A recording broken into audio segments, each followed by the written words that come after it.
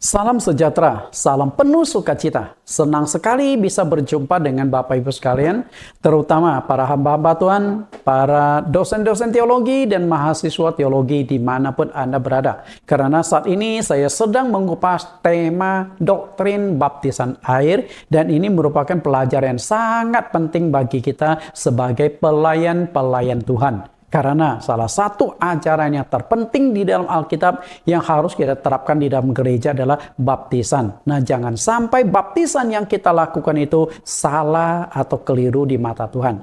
Nah, sebelum kita masuk ke pembahasan kita akan berdoa mohon Tuhan Yesus pimpin kita. Di dalam nama Tuhan Yesus Kristus kami berdoa, Tuhan, kembali di sesi yang ketiga, kami akan membahas tentang baptisan air. Tuhan Yesus pimpin sertai kami agar melalui pembahasan ini kami diberikan jawaban yang pasti, kebenaran yang mutlak sesuai dengan firman-Mu. Mengingat hari ini muncul begitu banyaknya denominasi gereja dan masing-masing gereja mempunyai konsep doktrin sendiri untuk baptisan air sehingga kami berada di dalam kebingungan. Manakah yang benar? Terutama para jemaat-jemaat awal, mahasiswa teologi, sehingga kebingungan dan kebuntuan ini semoga terjawab melalui pelajaran topik baptisan air ini. Berikan hati seorang murid, berikan hati, telinga seorang murid, agar kami selalu dengar dan rendah hati untuk belajar, menemukan dan mencari jawaban sebuah kepastian doktrin. Urapi kami dengan kuasa Roh Kudus-Mu. Karena hanya dengan Roh Kuduslah yang akan menuntun kami memahami kebenaran ini. Kami siap belajar di dalam nama Tuhan Yesus Kristus. Amin. Bapak Ibu yang saya kasihi, seperti yang saya katakan tadi bahwa doktrin yang akan kita kupas pada saat ini adalah doktrin baptisan air yang kami siarkan melalui Suara Kebenaran GCC atau Bible Teaching Ministry. Dua link YouTube ini kami masukkan topik ini. Baptisan air adalah salah satu doktrin yang sangat penting dalam Alkitab. Karena itu semua gereja apapun denominasinya pasti menjalankan baptisan air. Terlepas baptisan air yang dijalankan itu sesuai Alkitab atau tidak. Mungkin masing-masing mengklaim bahwa baptisan mereka sudah sesuai Alkitab. Itu urusannya, yang penting kita coba belajar bagaimana sesungguhnya. Karena banyak sekali pendeta-pendeta yang melakukan baptisan tanpa memahami apa tujuan, manfaat, khasiat, dan cara baptisan itu yang sesuai dengan prinsip-prinsip Alkitab.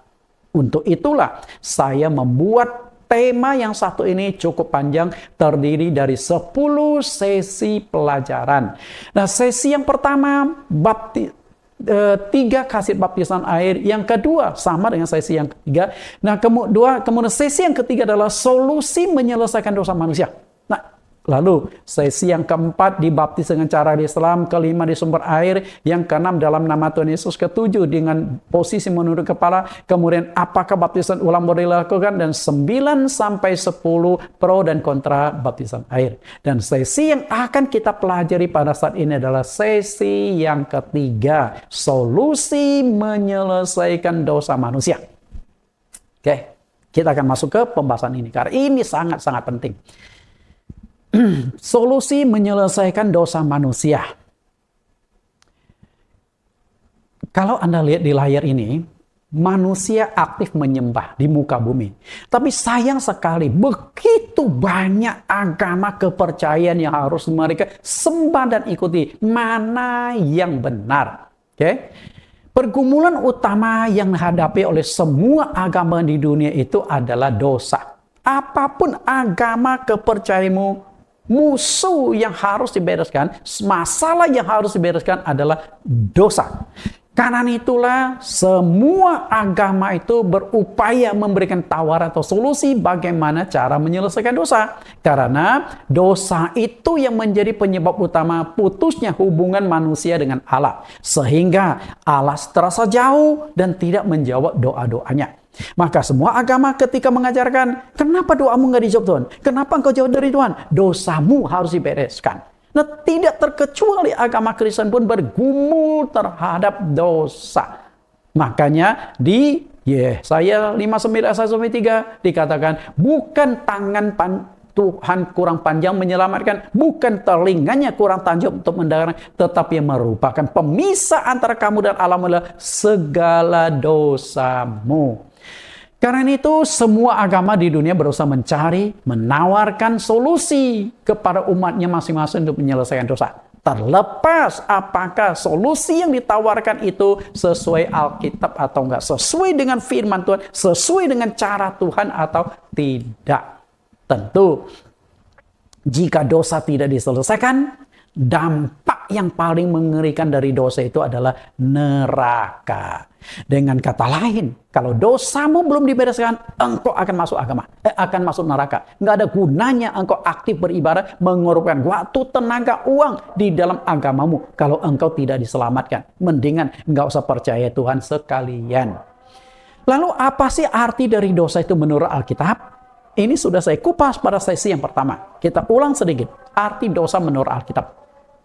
Yang pertama di 1 Yohanes 3:4, setiap orang yang berbuat dosa melanggar juga hukum Allah. Sebab dosa ialah pelanggaran hukum Allah. Jadi pertama kali dosa itu sudah mulai terjadi ketika nenek moyang kita Adam dan Hawa melanggar hukum Tuhan.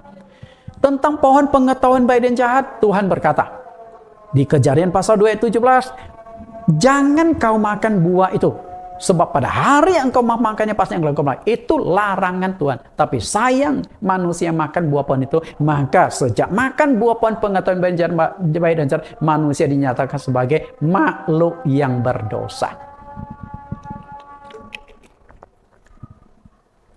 Makhluk yang berdosa. Yang kedua, 1 Yohanes 5:17. Semua kejahatan adalah dosa, tetapi ada dosa yang tidak mendatangkan maut. Jadi, yang namanya dosa adalah kejahatan. Nah, di masyarakat, semua ada kejahatan. Walaupun negara itu ateis, tidak percaya pada Tuhan. Mungkin di dalam kamus bahasa mereka tidak ada kata dosa, tapi dosa terjadi. Karena di negara ateis pun banyak kejahatan. Lalu, Yakobus 4:17, jika seorang tahu bagaimana ia harus berbuat baik, tetapi ia tidak melakukannya, berdosa. Artinya, kita orang Kristen nih, kita tahu Yesus adalah juru selamat, lalu kita tidak beritakan Injil menyelamatkan orang lain, di mata Tuhan kita sudah punya dosa. Bayangkan berapa banyak dosa yang kita lakukan karena kita banyak kenal orang tapi tidak pernah beritakan Injil. Untuk itulah kenapa saya mati-matian menyiapkan materi-materi penginjilan, materi pengajaran, karena saya tidak ingin Tuhan mengejar dosa saya. Tapi kalau saya sudah menyajikan, Anda tidak mau nonton, maka tugas saya selesai. Bukan dosa saya lagi, Anda nggak mau terima. Lalu, Roma 14 ayat 23. Sesuatu yang tidak dia lakukan tidak berdasarkan iman adalah dosa.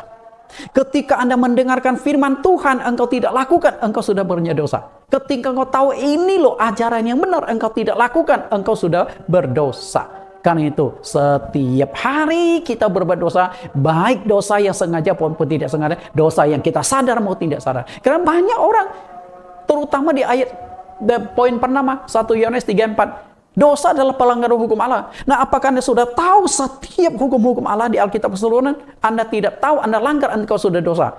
Apakah Anda langgar dan tidak tahu karena itu Anda tidak berdosa? Misalnya, banyak doktrin yang mungkin diabaikan. Yesus katakan di Yohanes pasal 13 ayat 14-15 harus basuh kaki. Anda tidak basuh kaki berarti Anda sudah melanggar firman Tuhan.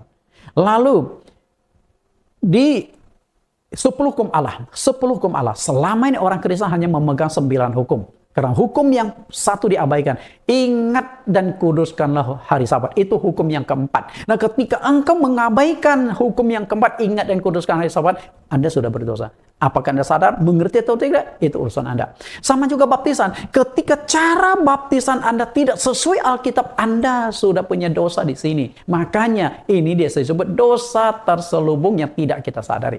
Dan ketika berbicara tentang dosa, dosa ada 2 macam. Dosa turunan, dosa yang bersumber dari nenek moyang kita Adam dan Hawa, dan dosa pribadi.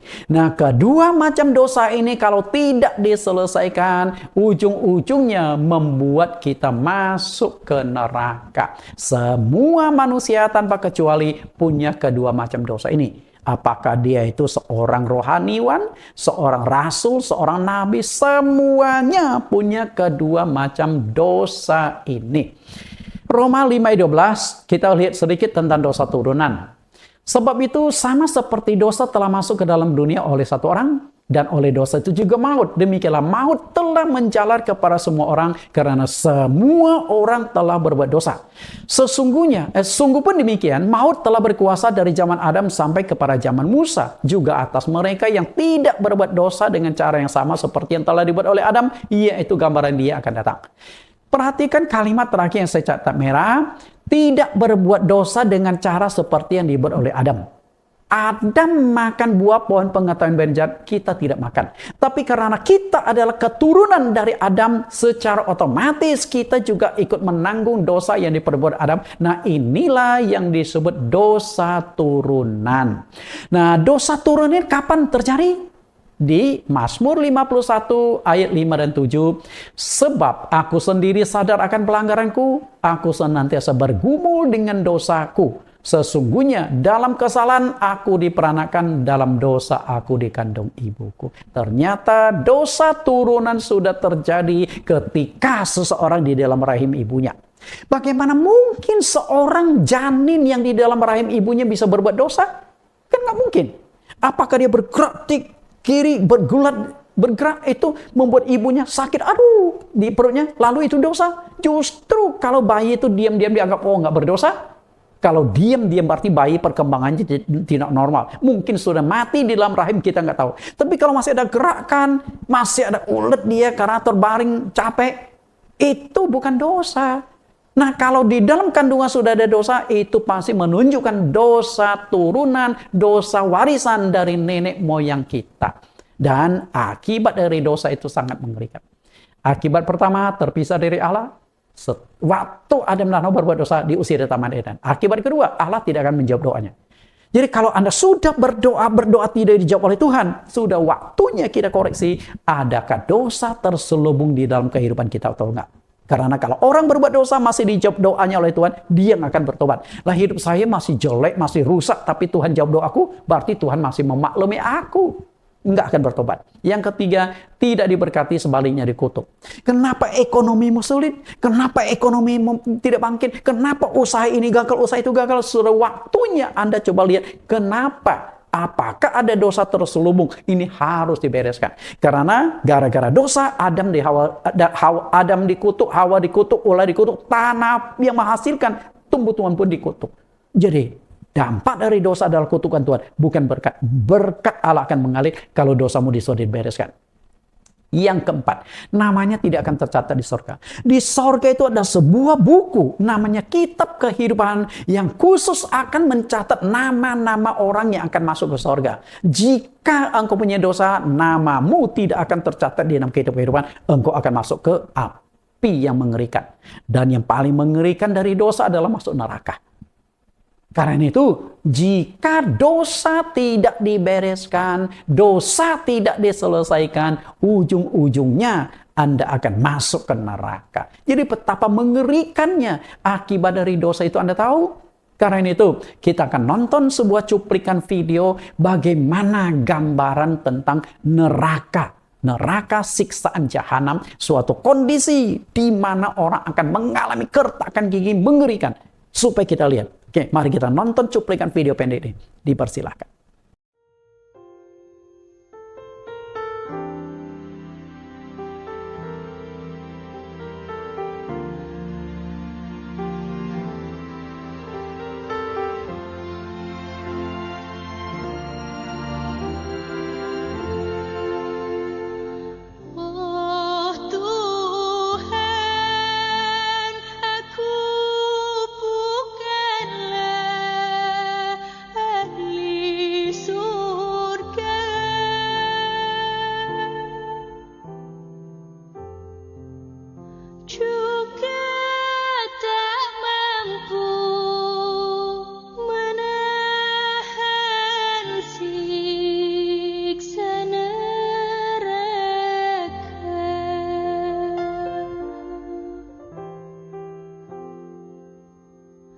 Kabulkan taubat ampuni dosa-dosaku.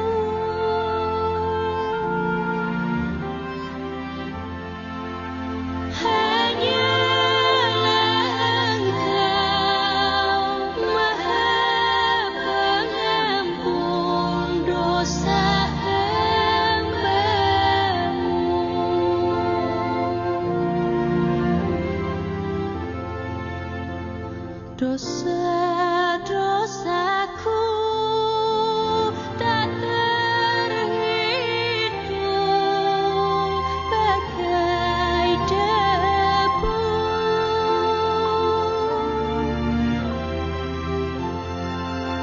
Ya Ilahi,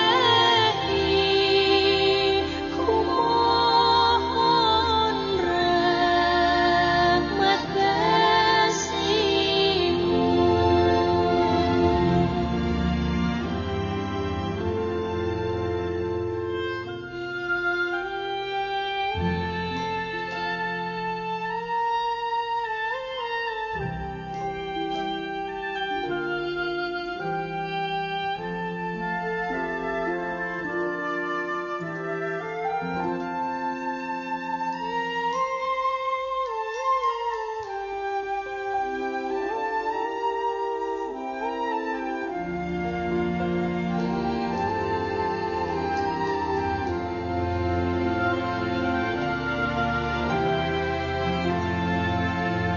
Sisa umurku berkurang setiap hari.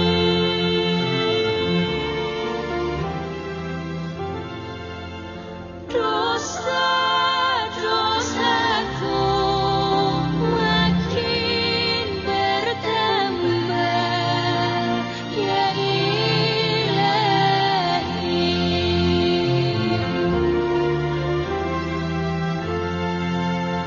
Hamba-Mu ini bersimpuh menyerahkan diri.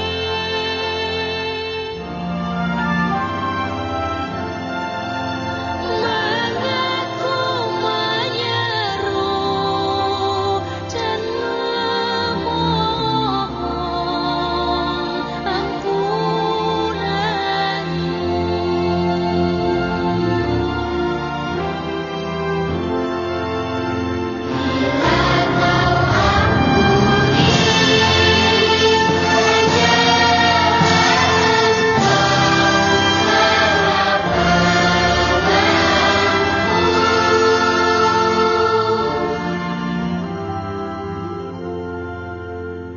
bila Kau berpaling, kemana lagi harapanku?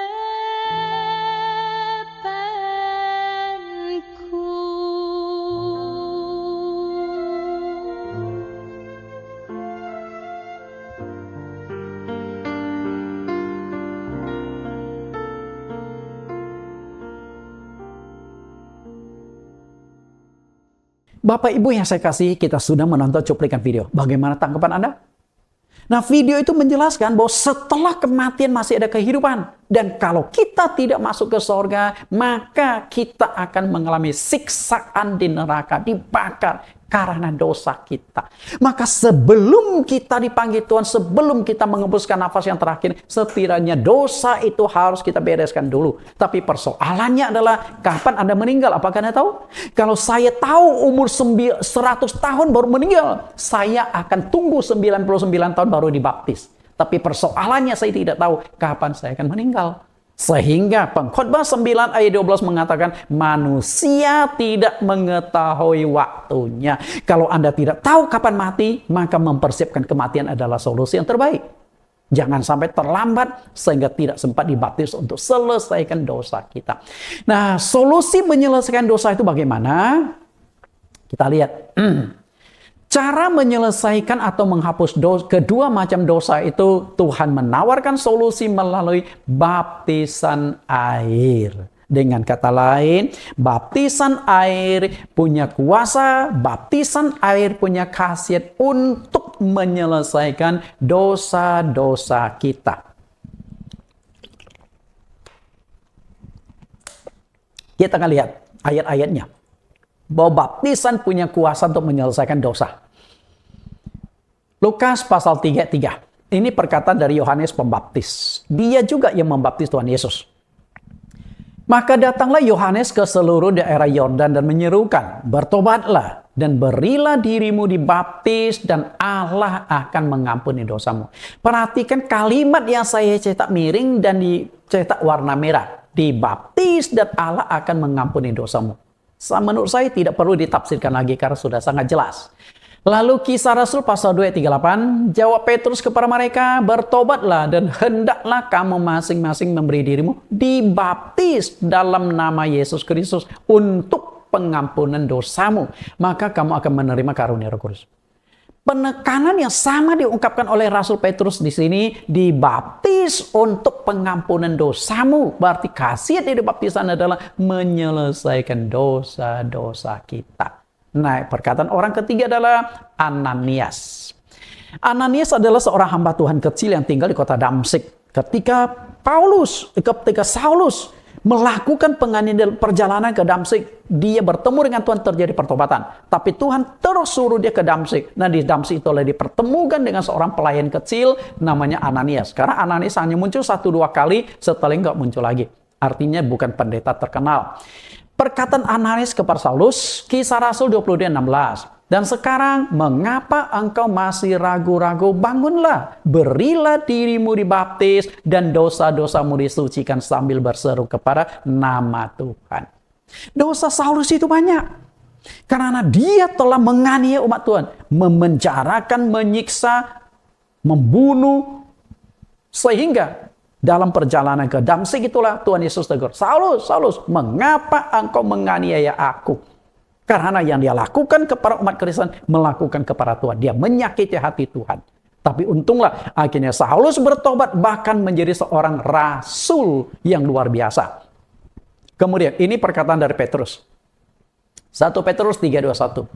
Juga kamu sekarang diselamatkan oleh kiasannya, itu baptisan. Maksudnya bukan untuk membersihkan kenajisan jasmani, melainkan untuk memohon hati nurani yang baik kepada Allah oleh kebangkitan Yesus Kristus. Baptisan bukan untuk membersihkan kenajisan jasmani. Kalau mau membersihkan kenajisan jasmani, membersihkan badan, itu namanya mandi di kamar mandi pakai sampo dan sabun. Tapi karena baptisan adalah membersihkan hati nurani kita, membersihkan yang di dalam. Berarti bukan tergantung airnya bersih atau enggak. Oke? Tapi yang penting adalah caranya benar atau tidak. Nah, dari 4 ayat ini menekankan baptisan punya kuasa untuk menyelesaikan dosa. Oke? Nah, kemudian timbul pertanyaan. Panatan. Sebenarnya yang menyelesaikan dosa manusia, yang mengampuni dosa manusia, baptisan air atau darah Yesus. Ini jadi masalah lagi kan? Baptisan air atau darah Yesus. Bapak Ibu yang saya kasih, sebenarnya yang menyelesaikan dosa kita, yang mengampuni dosa kita adalah darah Yesus Kristus. Lah, kalau gitu baptisan nggak penting dong Pak. Sabar dulu. Kita pelajari secara terstruktur, kita pelajari secara sistematis. Yang penting kita pegang dulu, yang menyelesaikan dosa kita adalah darah Yesus. Nah, untuk memahami kebenaran ini, kita harus telusuri sejak nenek moyang kita, Adam dan Hawa, jatuh dalam dosa. Kita telusuri pelan-pelan. Karena dosa terjadi sejak Adam dan Hawa, maka kita harus pelajari dari zaman Adam dan Hawa. Dosa hanya bisa diselesaikan dengan penumpahan darah. Itu disampaikan oleh penulis Ibrani 9 ayat yang ke-22. Dan hampir segala sesuatu disucikan menurut hukum Taurat dengan darah. Dan tanpa penumpahan darah tidak ada pengampunan. Artinya, jika tidak ada darah yang ditumpahkan, maka pengampunan dosa tidak terjadi. Jika tidak ada darah yang dikorbankan, maka penghapusan dosa tidak terjadi. Karena dosa hanya bisa diselesaikan dengan darah yang ditumpahkan. Lalu, darah siapa? Bapak Ibu, karena itu, ketika nenek moyang kita Adam dan Hawa berbuat dosa, satu Allah sudah mulai memperkenalkan darah sebagai media dalam penebusan dosa. Darah. Tapi kalau Anda baca di dalam Kejadian pasal 3 yang menceritakan nenek moyang kita jatuh dalam dosa, Anda tidak akan temukan kata dosa dan tidak akan ketemukan kata darah. Tapi di Kejadian pasal 3 ada darah dan ada dosa. Karena dua ini sudah diperhadapkan. Nah, kita lihat dulu tentang darah di Kejadian pasal 3 ayat 21. Dan Tuhan Allah membuat pakaian dari kulit binatang untuk manusia dan untuk istrinya itu, lalu mengenakannya kepada mereka. Perhatikan tidak ada kata darah di Kejadian pasal 3:21, tapi mengandung darah. Artinya, di dalam Kejadian pasal 21 ada darah yang ditumpahkan. Dari mana kita tahu? Perhatikan kata kulit binatang. Dengan kata lain, engkau tidak akan mendapatkan kulit binatang kalau tidak terlebih dulu membunuh binatangnya. Dan ketika binatangnya dibunuh, binatangnya disembelih, dipotong, maka ada darah yang ditumpahkan di sana. Nah, darah inilah yang menjadi simbolis untuk menyelesaikan dosa. Jadi begitu Adam dan Hawa jatuh dalam dosa, Allah sudah mulai memperkenalkan darah secara simbolis. Nah, sehingga ketika kita masuk ke zaman Taurat Musa, semua penyelesaian dosa manusia tetap menggunakan darah. Ketika Anda baca kitab Imamat pasal 1 sampai pasal 7, setidaknya ada 5 macam korban-korban yang semuanya mengandalkan darah untuk membereskan dosa-dosa manusia. Yaitu korban bakaran, korban sajian, korban keselamatan, korban penebus salah, dan korban penghapus dosa. Namun, saat itu semua korban-korban itu masih masih bersandarkan pada darah binatang. Ya, darah binatang. Nah, karena itu dibutuhkan suatu darah yang lebih kompeten, darah yang lebih berkhasiat, darah yang lebih kuat untuk membasuh dosa manusia sekaligus dan selamanya. Nah, ujung-ujungnya kalau kita tarik ring panjang, kita akan menemukan darah Yesus. Apakah darah hewan masih relevan dipakai zaman Perjanjian Baru? Masalahnya adalah, pertama, terlalu mahal. Bayangkan, Anda berbuat dosa, harus seekor hewan yang dikorbankan. Katakanlah kambing lah, Indonesia lebih terkenal kambing. Seekor kambing harganya berapa? 2,5 juta. Nah, kalau dalam 1 bulan 10 kali engkau berbuat dosa, maka engkau harus korbankan 10 ekor kambing, 25 juta. Sementara honor engkau hanya 10 juta. Apa sanggup Anda hidup dengan kondisi demikian? Bapak Ibu, terlalu mahal. Lalu yang kedua, sangat merepotkan.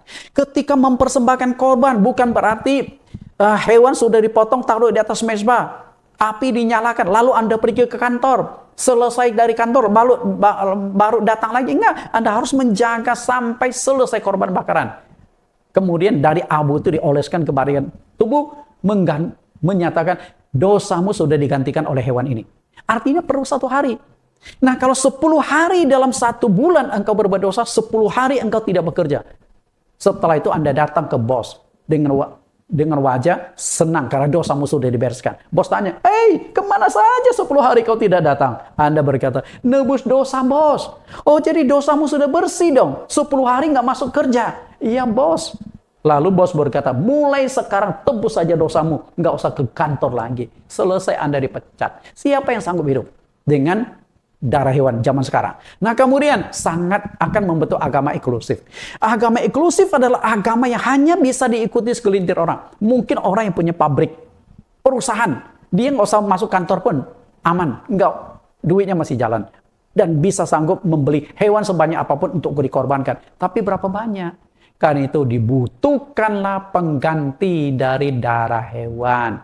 Darahnya siapa? Lewat kelahirannya, Yesus Kristus telah menggantikan cara penebusan dosa dari model perjanjian lama ke model perjanjian baru. Inilah korban darah hewan versi yang baru, versi perjanjian baru. Sehingga Yesus disebut anak domba. Ibrani 9:13-14. Sebab jika darah domba jantan dan lembu jantan dan percikan abu lembu muda menguduskan mereka yang najis, sehingga mereka disucikan secara lahiriah. Betapa lebihnya darah Kristus yang oleh Roh yang kekal telah mempersembahkan dirinya sendiri kepada Allah sebagai persembahan yang tak bercacat, akan menyucikan hati nurani kita dari perbuatan-perbuatan yang sia-sia, supaya kita dapat beribadah kepada Allah yang hidup. Artinya, darah Yesus Kristus sudah menggantikan darah di dalam perjanjian lama. Darah hewan tidak perlu lagi. Yang kita perlukan adalah darah Yesus Kristus untuk menebus dosa. Maka yang menebus dosa kita adalah darah Yesus. Oke, kita buktikan ayatnya. Saya tidak baca ayat ini karena cukup panjang, karena banyak ayat. Saya hanya membaca di bagian yang saya cetak merah dan cetak miring, supaya kita masuk intinya. Wahyu pasal 1 ayat yang kelima, dan yang telah melepaskan kita dari dosa kita oleh darahnya. Lalu, Wahyu 1 Petrus 1 ayat 18-19. Kamu telah ditebus dengan darah yang mahal, yaitu darah Kristus. Berarti darah Kristus untuk menyelesaikan dosa menurut Petrus. Lalu, Efesus 1 ayat 7. Oleh darahnya kita beroleh penebusan, yaitu pengampunan dosa. Kemudian 1 Yohanes pasal 1 ayat yang ke-7. Darah Yesus anaknya itu menyucikan kita daripada segala dosa. 4 penulis kitab berbeda tapi punya pemahaman yang sama. Darah Yesuslah yang menyelesaikan dosa kita. Wahyu ditulis oleh Rasul Yohanes, kemudian Petrus ditulis oleh Rasul Petrus, Efesus ditulis Paulus, dan 1 Yohanes ditulis oleh Rasul. 3 tokoh di dalam kitab yang mereka tulis menekankan hal yang sama. Darah Yesus Kristus berkuasa menyelesaikan dosa. Oke. Jadi, sebenarnya yang mengampuni dosa manusia itu adalah darah Yesus. Sebenarnya. Tapi persoalan, kita lihat dulu ayatnya. Penegasan Tuhan Yesus. Matius 26 ayat 28. Sebab inilah darahku, darah perjanjian yang ditumpahkan bagi banyak orang untuk pengampunan dosa. Apa yang sudah disampaikan Tuhan Yesus? Final. Darahnya yang menyelesaikan dosa manusia. Nah, persoalan sekarang muncul. Bagaimana cara kita mendapatkan darah Yesus untuk penebusan dosa? Permasalahannya adalah darah Yesus sudah kering 2000 tahun yang lampau di Bukit Golgota. Tanggal 27 November ini saya ke Israel. Memimpin satu rombongan 29 orang ikut tur ke Holy Land selama 14 hari. Tentu salah satu tempat yang akan kami kunjungi itu adalah Bukit Golgota, di mana Tuhan Yesus pernah disalibkan menumpahkan darahnya. Darahnya sudah hilang. Bagaimana kita mendapatkan darah Yesus kembali agar dosa kita bisa ditebus? Dan kalau darah Yesus belum hilang pun nggak akan cukup. Di dunia yang percaya pada Yesus 2,6 miliar. Apakah darah Yesus itu ada 2,6 miliar tetes? Satu tetes dikumpulkan berapa ember darah Yesus? 2,6 miliar itu sudah berember-ember loh. Tidak akan cukup. Karena itu harus ada solusi atau cara agar semua orang bisa dapatkan darah Yesus dengan lebih praktis. Nah, di atas kayu salib itulah Tuhan Yesus melakukan semacam transformasi dari darah ke air. Dengan kata lain, di dalam air baptisan itulah darah Yesus bekerja untuk memberikan pengampunan dosa. Kita lihat dulu dasar ayat yang saya pakai untuk menunjukkan transformasi dari darah ke air. Yohanes 19 ayat 33. Tetapi ketika mereka sampai kepada Yesus dan melihat bahwa ia telah mati, mereka tidak mematahkan kakinya. Jadi seperti aturan dan menyalibkan orang adalah mereka itu sudah disalibkan, ditentukan berapa jam. Nah, waktu disalibkan kalau jamnya sudah lewat belum mati, kedua kaki dari orang yang disalibkan harus dipatahkan. Nah, ketika kakinya dipatahkan mereka kesakitan, lalu tumpuan mereka tinggal di sini. Mereka akan sesak napas, tidak lama kemudian mereka akan mati. Tapi waktu itu dua penjahat masih hidup, kakinya dipatahkan, kaki Yesus tidak dipatahkan. Tapi salah satu prajurit yang melihat bahwa Yesus sudah mati ingin pastikan, lalu ditusuklah lambung Yesus dengan tombak. Ayat 34. Ketika seorang dari prajurit itu menikam lambungnya dengan tombak dan segera mengalir keluar darah dan air. Darah dan air. Bapak Ibu yang saya kasih, perhatikan ini. Seharusnya darah Yesus itu tidak keluar lagi. Karena apa? 6 jam dia digantung di atas kayu salib. Yesus dipaku di sini. Darah itu sudah kering. Maka tidak heran di atas kayu salib Yesus berkata, "Aku haus." Karena kondisi tubuhnya sudah kering, darah terus mengalir keluar. Ya? Dan andai kata masih ada darah, itu pun sudah beku darah itu. Karena Yesus sudah mati, darah sudah tidak jalan. Tapi Yohanes yang menulis kitab ini melihat dengan jelas ketika lambung itu ditusuk, lalu keluarlah darah dan air. Nah, apakah darah itu keluar sisi kanan, lalu air keluar sisi kiri, atau tercampur? Tapi intinya Yohanes dapat melihat dengan sangat jelas ada darah dan air keluar dari sumber yang sama, dari bekas tusukan tombak itu. Nah, Yohanes yang melihat hal ini khawatir. Nanti setelah kitab itu dia tulis, ada orang tidak percaya. Maka dia tegaskan apa yang dia lihat itu di ayat 35. Dan orang yang melihat hal ini sendiri memberi kesaksian dan kesaksiannya benar. Dan ia tahu bahwa ia mengatakan kebenaran supaya kamu juga percaya.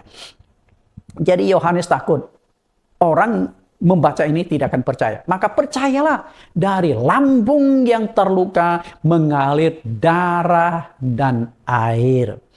Nah, yang mengampuni dosa kita adalah darah Yesus. Dan darah Yesus bekerja di dalam air baptisan. Dengan sendirinya, baptisan punya kuasa mengampuni dosa. Nah, baptisan pengampunan dosa itu baru bisa terjadi. Harus memenuhi 3 unsur. 3 unsur itu apa? Ada roh, air, dan darah. Jadi waktu baptisan baru punya khasiat pengampunan dosa kalau 3 unsur yang muncul. Ada roh, air, dan darah. Nah, kita lihat ketiga unsur ini. 1 Yohanes 5 ayat 6 sampai 8. Inilah dia yang telah datang dengan air dan darah, yaitu Yesus Kristus. Bukan saja dengan air, tetapi dengan air dan darah. Dan rohlah yang memberi kesaksian, karena roh adalah kebenaran. Sebab ada 3 yang memberi kesaksian di dalam sorga, Bapa, Firman, dan Roh Kudus. Dan ketiganya adalah satu. Perhatikan, 3-nya adalah satu. Satu kesatuan. Artinya, waktu baptisan ketiganya itu harus ada. Satu paket tidak terpisahkan. Dan ada 3 yang memberi kesaksian di bumi, roh dan air dan darah, dan ketiganya adalah satu. Satu itu apa? Ada roh, ada air dan darah. Artinya, baptisan itu ada darah Yesus yang bekerja. Tapi harus ada kehadiran Roh Kudus. Kalau tidak ada Roh Kudus yang hadir, maka baptisan itu tidak lengkap. Ketika Tuhan Yesus dibaptis di Sungai Yordan, 3 unsur itu juga muncul. Coba kita perhatikan ketiga unsur ini. Matius pasal 3, 16-17. Ini ayat sudah saya baca, jadi saya tidak baca lagi ya. Perhatikan unsur yang pertama ada roh Allah. Roh Allah turun seperti burung merpati. Itu adalah Roh Kudus.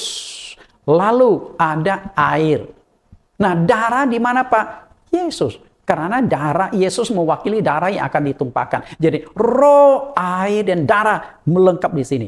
Sehingga melalui baptisan itu Tuhan Yesus ingin menekankan dalam baptisan harus ada darah Yesus. Harus ada Roh Kudus yang bekerja dan harus ada air. Karena air itu untuk menyucikan. Bapak Ibu yang saya kasih, karena itu baptisan tanpa air, baptisan bendera tidaklah alkitabiah. Dalam baptisan, selain ada darah Yesus yang bekerja, yang tidak kalah penting adalah dalam baptisan harus ada kehadiran Roh Kudus. Dengan kata lain, apakah hamba Tuhan yang melakukan baptisan air itu sudah dipenuhi Roh Kudus? Bapak Ibu kan sudah lama dibaptiskan. Nah, coba tanya kembali. Pendeta yang membaptis Anda sudah dipenuhi Roh Kudus belum? Kalau pendeta yang membaptis Anda belum dipenuhi Roh Kudus, belum sah. Walaupun baptisan yang Anda terima itu sudah sesuai dengan Alkitab. Kenapa demikian? Karena Roh Kudus itu adalah tanda bukti seorang itu utusan Tuhan. Semua orang berhak, semua orang boleh mengaku sebagai utusan Tuhan, boleh mengaku sebagai pendeta. Persoalannya, pendeta itu ada 2 macam, pendeta organisasi dan pendeta Tuhan. Hamba Tuhan dan hamba organisasi. Nah, hamba organisasi dia menjadi hamba Tuhan karena ditabiskan oleh organisasi sinode. Tapi di mata Tuhan, apakah dia sudah legal menjadi hamba Tuhan? Nah, pengakuan sebagai hamba Tuhan itu adalah orang itu harus diberikan Roh Kudus. Nah, kalau dia sudah dapat Roh Kudus, maka baptisan yang dijalankan oleh pendeta itu baru punya kuasa atau khasiat pengampunan dosa. Kita lihat apa yang disampaikan Rasul Yohanes di Yohanes pasal 20 ayat 21 sampai 23. Penekanan Tuhan Yesus tentang peran Roh Kudus di dalam pengampunan dosa. Yohanes pasal 20 ayat 21. Maka kata Yesus sekali lagi, damai sejahtera bagi kamu. Sama seperti Bapa mengutus aku, demikian juga sekarang aku mengutus kamu. Apa tanda buktinya bahwa seseorang itu diutus oleh Tuhan? Tanda buktinya adalah Roh Kudus. Ayat yang ke-22. Dan sesudah berkata demikian, ia mengembusi mereka dan berkata, terimalah Roh Kudus.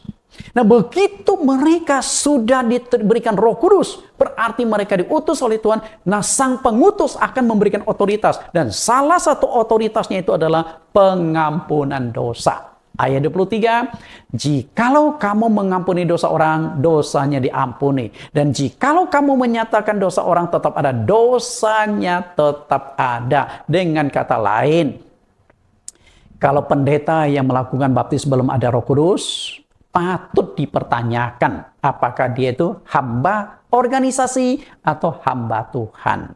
Nah, jika dia hanya hamba organisasi, maka tidak ada otoritas dalam melakukan baptisan. Karena baptisan sangat menentukan tentang pengampunan dosa. Dan pengampunan dosa sangat bersandar kepada kuasa Roh Kudus. Walaupun baptisan yang Anda terima di gereja lokal sudah benar 100%. Dengan kata lain 100% sesuai Alkitab. Namun jika pendeta yang membaptis Anda belum dipenuhi Roh Kudus, belum sah, belum ada kuasa. Nah, apalagi baptisannya tidak sesuai dengan Alkitab. Ini disebut double kesalahan. Baptisan tidak sesuai Alkitab, di sini sudah kesalahan, itu dosa. Lalu pendetanya tidak ada Roh Kudus, ini juga salah. Artinya double kesalahan. Maka Bapak Ibu harus tanya kembali, pendeta yang membaptis Anda itu sudah ada Roh Kudus atau belum? Kalau belum ada Roh Kudus, maka baptisan yang Anda terima belum sesuai dengan prinsip-prinsip Alkitab. Karena itulah, baptisan baru dinyatakan sah. 3 unsur sudah tergenapi. Ada roh, air, dan darah adalah baptisan yang dilakukan oleh rasul-rasul di hari Pentakosta. 3.000 orang dibaptis. Kenapa demikian? Karena saat itu Roh Kudus sudah dicurahkan. Darah Yesus sudah ditumpahkan. Tinggal mereka dibaptis di air. Kisah Rasul pasal 2 ayat 38. Jawab Petrus, bertobatlah dan hendaklah kamu masing-masing memberi dirimu dibaptis dalam nama Yesus Kristus untuk pengampunan dosamu. Maka kamu akan menerima karunia Roh Kudus. Artinya, pengampunan dosa melalui baptisan sudah ada khasiatnya. Karena darah Yesus sudah ditumpahkan dan Roh Kudus sudah dicurahkan pada hari Pentakosta. Karena itu, dalam baptisan harus ada kehadiran atau campur tangan Roh Kudus. Kalau tidak, maka tidak lengkap. Oke, karena itu ada darah Yesus yang bekerja, ada kuasa Roh Kudus. Yohanes ditugaskan oleh Allah memperkenalkan baptisan. Yohanes juga yang membaptis Yesus. Pertanyaan saya adalah, Yohanes sudah dipenuhi Roh Kudus belum? Jawabannya adalah sudah. Ketika Yohanes di dalam kandungan ibunya, dia sudah dipenuhi Roh Kudus. Artinya dia utusan dan dia berhak untuk melakukan baptisan. Karena dia sudah dipenuhi Roh Kudus dari rahim ibunya. Jadi, kita lihat kembali tentang lahir ini. Dosa. Ada 2 macam dosa. Dosa turunan dan dosa pribadi. Nah, kedua macam dosa ini diselesaikan lewat baptisan air. Artinya, setelah Anda dibaptis, semua dosa Anda itu seperti selembar kertas putih, bersih, tidak ada dosa lagi. Tapi persoalannya adalah, jika baptisan itu punya kuasa mengampuni segala dosa, apakah setelah kita dibaptis, kita nggak akan berbuat dosa lagi? Nah, kalau kita berbuat dosa, apakah dibaptis lagi? Karena ada pendeta yang menentang pengajaran saya yang tidak percaya baptisan punya kuasa mengampuni dosa. Sehingga dia mengargumentasi, Pak Nathan, emang selesai dibaptis nggak buat dosa lagi? Nah kalau berbuat dosa, harus dibaptis lagi dong. Berapa kali Anda harus dibaptis? Oke, saya jawab begini. Baptisan itu mengampuni segala dosa. 1 Yohanes 1:7. Tetapi jika kita hidup di dalam terang, sama seperti dia ada di dalam terang, maka kita beroleh persekutuan seorang dengan lain. Dan darah Yesus anaknya itu menyucikan kita daripada segala dosa. Artinya semua dosa, baik dosa turunan maupun dosa pribadi itu diselesaikan melalui darah Yesus Kristus. Oke, bersih nih. Lalu 1 Yohanes pasal 2 ayat 1-2. Anak-anakku, hal ini kutulis kepada kamu supaya kamu jangan berbuat dosa. Namun jika kita berbuat dosa, kita mempunyai seorang pengantara kepada Bapa, yaitu Yesus Kristus yang adil. Dan ia adalah pendamaian untuk segala dosa kita. Berarti kan segala dosa kita. Dan bukan untuk dosa kita saja, tetapi juga untuk dosa seluruh dunia. Artinya, dosa seluruh umat manusia, baik secara global, universal, kolektif maupun pribadi, semua dosa itu diselesaikan oleh darah Yesus. Sehingga waktu baptisan, Anda bersih. Oke, bersih. Tapi persoalannya adalah, apakah setelah kita dibaptis, tidak akan berbuat dosa lagi? Ya? Setelah dibaptis, tidak akan berbuat dosa lagi? Jawabannya adalah, masih bisa berbuat dosa. Ya? Jadi setelah dibaptis masih bisa berbuat dosa. Lalu solusinya apa Pak Nathan? Apakah dibaptis ulang? Tidak. Nah kita lihat solusinya. Ketika kita dibaptis, ada 2 macam dosa yang akan diselesaikan. Dosa turunan dan dosa pribadi. Nah kedua macam dosa ini diselesaikan oleh baptisan. Bersih nih. Nah setelah kita dibaptis berlaku 2 macam dosa lagi, yaitu dosa yang mendatangkan maut dan tidak mendatangkan maut. Kan ini 2 macam dosa kan beres nih. Lalu kita lihat 2 macam dosa. Setelah dibaptis orang itu kembali bisa berbuat dosa lagi, dan ada 2 macam dosa berlaku untuk orang Kristen. Anda sudah dibaptis nih, sudah sesuai Alkitab, berlaku 2 macam dosa, yaitu dosa yang membawa maut dan dosa yang tidak membawa maut. Nah, lalu solusi menyelesaikan dosa yang membawa maut dan tidak membawa maut ini gimana? 1 Yohanes 5 ayat 16-17. Kita lihat solusi menyelesaikan dosa bagi orang Kristen yang sudah dibaptis. Ya, sudah dibaptis. Di 1 Yohanes pasal 1 ayat 7-9 mengatakan dosa ini diselesaikan.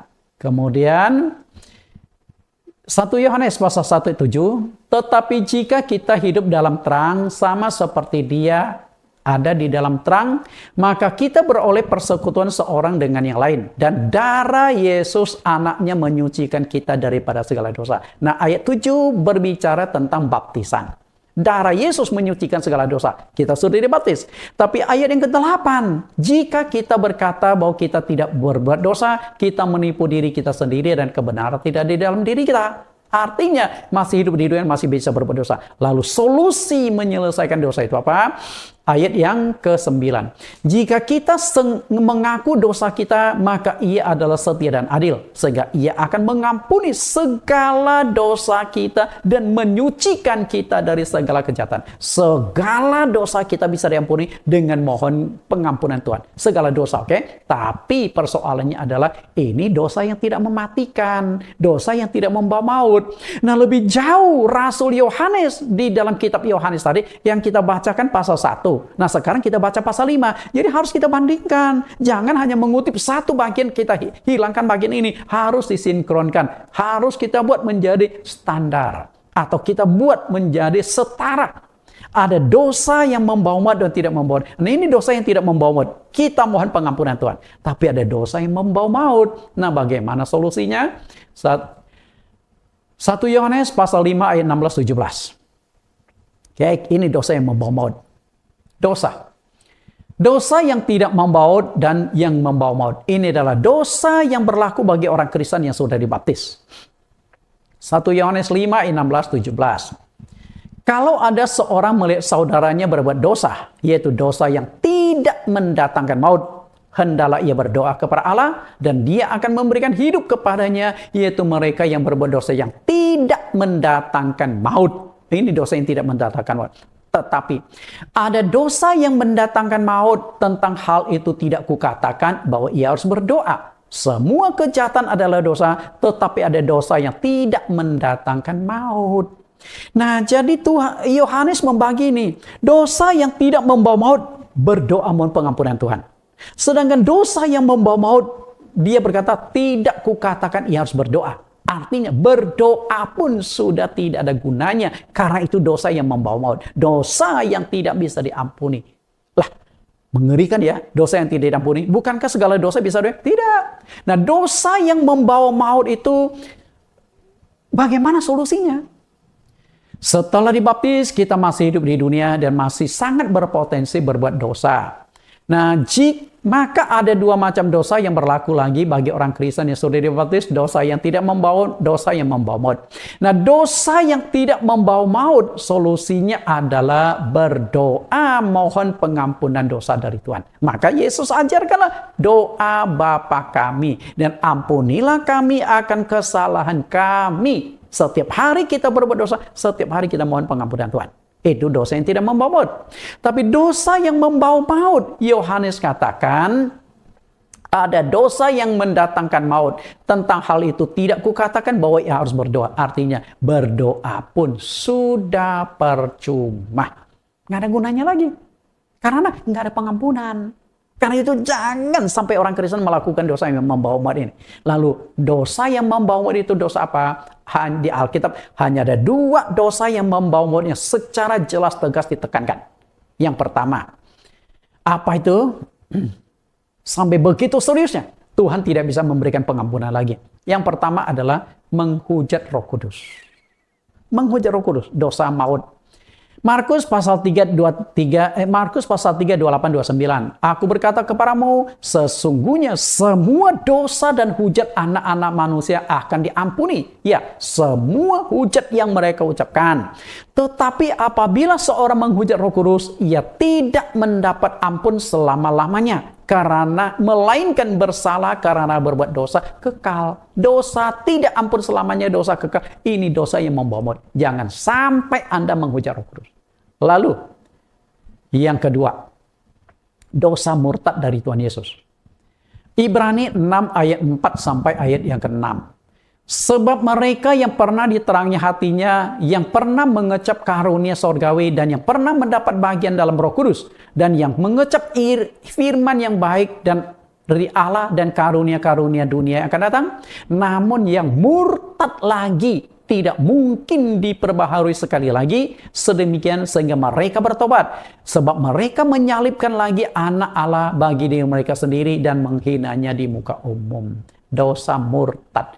Kalau Anda sudah sampai dibaptis, berarti Anda seharusnya sudah mengerti Yesus itu juru selamat bagi Anda.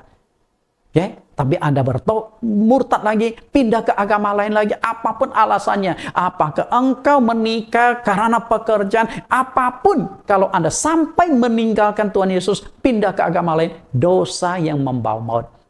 Walaupun suatu hari Anda kembali, belum tentu Anda diampuni. Dosa yang mendatangkan maut itu ada dua. Karena itu hati-hatilah. Dosa yang tidak membawa maut, solusinya adalah berdoa mohon pengampunan. Sedangkan dosa yang membawa maut, sudah tidak ada pengampunan. Maka berjaga-jaga kedua macam dosa itu. Namun pada akhirnya, semua dosa akan membawa maut atau kematian kekal jika tidak diselesaikan. Tadi saya sudah jelaskan nih, dosa yang tidak membawa maut. Bukan berarti kalau Anda tidak bereskan, tidak akan masuk neraka. Bisa masuk neraka. Makanya di Galatia pasal 5 ayat 19 sampai ayat yang ke-21, Paulus uraikan. Ini dosa yang tidak mendatangkan maut. Kecemaran, penyembahan berhala, iri hati, dan macam-macam. Nah, Paulus katakan, itu akan, kalau engkau lakukan itu, engkau tidak mendapat bagian dalam kerajaan Allah. Artinya, harus diselesaikan. Inilah pentingnya penyempurnaan rohani. Setelah dibaptis, Anda harus sering melakukan penyempurnaan rohani. Harus menjaga, jangan sampai jatuh dalam dosa. Nah, kalau kita dosa tidak membawa maut, mohon pengampunan Tuhan, perbaiki, dan terus perbaiki. Hiduplah dengan baik dan benar. Sehingga Rasul Paulus, selevel rasul saja, takut tidak masuk ke sorga karena lupa melakukan penyempurnaan rohani. 1 Korintus Korintus 9:27, aku melatih tubuhku dan menguasai seluruhnya, supaya sesudah memberitakan Injil jangan aku sendiri ditolak. Menguasai apa yang dikuasai oleh Paulus, perkataannya, perbuatannya, pikirannya. Kan itu bagi orang yang sudah dibaptis, usahakan perkataan kita jangan menyakiti orang, jangan sembarang ngomong, supaya enggak lain terluka. Kita berbuat dosa lewat perkataan, lewat perbuatan dan pikiran kita. Dengan demikian, kalau kita pelihara 3 ini, kita jaga, awasi, kita mempertahankan khasiat dari baptisan yang sudah mengampuni dosa-dosa kita. Jadi di sesi yang ketiga ini, solusi menyelesaikan dosa kita dibaptis. Karena di dalam air baptisan itulah darah Yesus bekerja. Nah, di sesi yang keempat, kita sudah akan masuk ke tekniknya. Bagaimana cara baptisan punya khasiat pengampunan dosa, cara yang sesuai dengan petunjuk firman Tuhan. Kita nantikan di sesi yang keempat. Tuhan Yesus berkati. Kita berdoa. Di dalam nama Tuhan Yesus Kristus kami berdoa. Terima kasih Tuhan. Kami sudah belajar di sesi yang ketiga, solusi menyelesaikan dosa. Dan kami sudah disingkapkan dengan jelas. Dosa hanya bisa diampuni oleh darah Yesus Kristus. Dan darah Yesus Kristus kami dapatkan melalui air baptisan. Karena di dalam air baptisan itulah darah Yesus bekerja dan diteguhkan dengan kuasa Roh Kudus. Dengan demikian dosa dibersihkan. Dan kami yang telah dibaptis, semoga Tuhan terus menyertai, memimpin, menuntun agar kami hidup di dalam kekudusan, agar baptisan pengampunan dosa tetap kami pertahankan sampai akhir hayat kami. Di sesi yang keempat, kami akan belajar tentang teknik-teknik atau cara-cara pelaksanaan baptisan. Tuhan tetap menyertai, menuntun kami, dan siapapun yang mendengarkan topik yang ketiga ini, dan akhirnya mereka akan sabar mengikuti pelajaran sesi yang keempat, sehingga terjadilah kelengkapan struktur yang lengkap dalam satu topik ini. Terima kasih Tuhan. Di dalam nama Yesus Kristus kami berdoa. Amin. Bapak Ibu yang saya kasih, tunggu minggu depan topik yang sangat menarik. Kita sudah akan masuk ke teknik baptisan. Tuhan Yesus berkati. Bagi Bapak Ibu yang mengikuti sekolah STTGCC, Sekolah Tinggi Teologi Jesus Class Curriculum, setiap doktrin itu ada 10 pertanyaan yang perlu Anda jawab. Nah, ini adalah pelajaran sesi yang ketiga, ada 10 pertanyaan yang sudah dituliskan di sini. Kita lihat pertanyaan sesi yang pertama. Pertanyaan pertama, apa yang menjadi penyebab putusnya hubungan antara manusia dengan Allah sehingga Allah tidak menjawab doa-doanya? Yang kedua, tuliskan teks 4 Alkitab yang menjelaskan tentang arti dari dosa. Yang ketiga, sejak kapan manusia memiliki dosa turunan? Apakah setelah lahir atau sebelum lahir ke dunia? Tuliskan teks ayatnya. 4. Solusi menyelesaikan dosa manusia adalah baptisan. Tuliskan 3 teks ayat Alkitab bahwa baptisan berkuasa mengampuni dosa. Yang kelima, dalam perjanjian lama, penebusan dosa dilakukan dengan korban darah hewan. Dalam perjanjian baru, darah apa yang dipakai menebus dosa manusia? Buktikan ayatnya. Pertanyaan keenam, tuliskan teks ayat Alkitab. Yesus melakukan transformasi dari darah ke air, sehingga dalam air baptisan ada kuasa darah Yesus yang bekerja. Ketujuh, syarat mutlak apakah yang harus dimiliki seorang hamba Tuhan untuk melaksanakan baptisan air agar memiliki kuasa pengampunan dosa. Yang kedelapan, sebelum dibaptis, semua manusia ada 2 macam dosa. Tuliskan kedua macam dosa itu. 9, setelah dibaptis menjadi orang Kristen, kembali berlaku 2 macam dosa. Ya, jelaskan dan tuliskan teks ayat Alkitabnya. Pertanyaan terakhir, tuliskan 2 teks ayat Alkitab tentang dosa yang membawa maut. Silakan Anda isi, ketik rapi, emailkan kembali ke STTGCC. Tuhan Yesus memberkati.